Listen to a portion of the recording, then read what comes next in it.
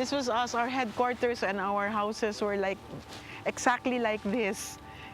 Seemed like it was bombed.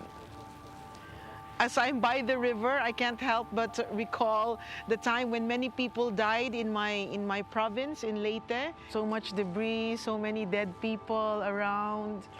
Water levels rose 8 to 10 feet. The water came in 1 kilometer, at least 7,000 people dead. You know, friends, volunteers that we knew, missing. So sad.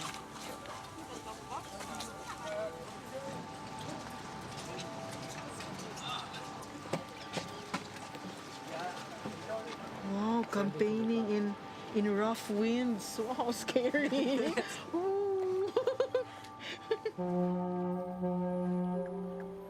It was so sad that Haiyan could hit a very poor region, and I could imagine the impact on the livelihoods of people already poor, so that was very painful.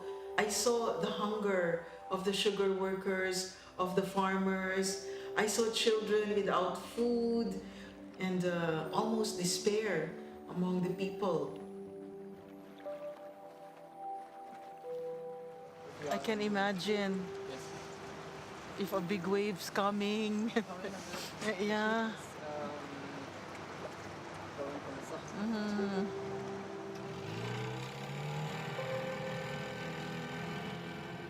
My country, the Philippines, is in Southeast Asia. We are one of the poorest in the world. And according to the World Disaster Index, we are second in the world. I have been working in this development work and the DRR, Disaster Risk Reduction programs for the past 36 years. We do capacity building for poor and vulnerable communities. We teach them disaster preparedness. We simulate evacuation drills. We have livelihood programs so that when the disaster strikes, they have food. This rice mill was given a year and a half after Typhoon Haiyan. This is very convenient and appropriate for them because they don't have to bring their rice grains to the town center, which is about an hour away. We planted 365 hectares of trees, and then we planted around 7 hectares of mangroves as a natural protection, natural barrier. Our organization, the Leyte Center for Development, support these people with some sort of livelihood project. So now we are in a fish cage so that they can somehow add to their meager income. We served 23,000 families from more than 100 communities. I felt it was my obligation as a woman, as a leader, as a development worker for my people, not to go abroad and share our experience to be able to get support.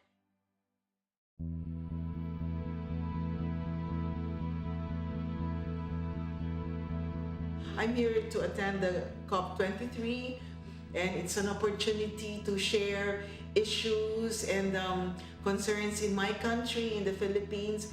And its main goals are to bring people, organizations together to get governments and the main polluters to reduce their emissions. It's all about that. When you come to think of it, the main polluters of the world are the big companies, are the industrialized countries, and they emit the most greenhouse gases. They do it for profit. It's all about money. Those who bear the brunt are the poorer countries because we have less coping up capacity. The solution is a strong people's movement, social movement to really put pressure. Because on their own, you think they will volunteer to reduce their profit? We don't think so. But the Philippines is composed of many islands, so it's really frightening to think about the glaciers now melting due to climate change and sea levels rising. So we're not sure. We experienced storm surge, water surge during Typhoon Yolanda, and it rose 8 feet to 10 feet, and we never experienced that before. Typhoon Haiyan really changed a lot in me because it made me realize climate change is very real and the destruction to our environment is very real, and so we will expect stronger typhoons, especially our region being in the typhoon belt of the Philippines. In fighting for climate justice, we're fighting a worldwide enemy, not only in one country, no, but in many countries. So, as I always say, people of the world have to unite. The youth of the world have to unite so we can work for a better future. We are very proud and we are very honored that we are able to speak to one of those women who have been doing a lot of work to fight climate change. Please welcome Minette Aguisander, Jerusalem. It was only Haiyan for me that made us bend on our knees because we lost everything that we saved up through the years. How will we serve when we are like this? So at that moment that I was tempted to just pack my bags and leave, I felt I couldn't turn my back on my people. I said, it's unfair.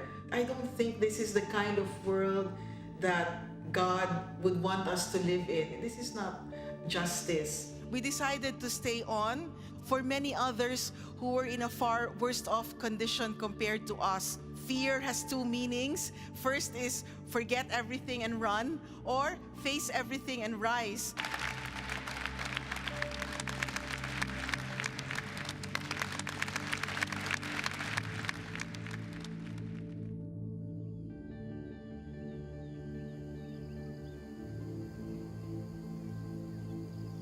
After Typhoon Yolanda, many people were enthusiastic to learn about climate change. It's made me more determined and committed to help poor and vulnerable communities in my part of the world. As an environmentalist, it made me realize all the more we have to organize and educate more people on our advocacies to save more lives. I spent the most productive years of my life in this work, and until I still can, maybe when I'm old, until I still can walk, and I will still be doing this advocacy and this work. I never want any other career. If my life had a flashback, I will still choose the same path, the same track I've taken. Life is not worth living if you don't have something worth dying for. And in my job, I have found something worth dying for.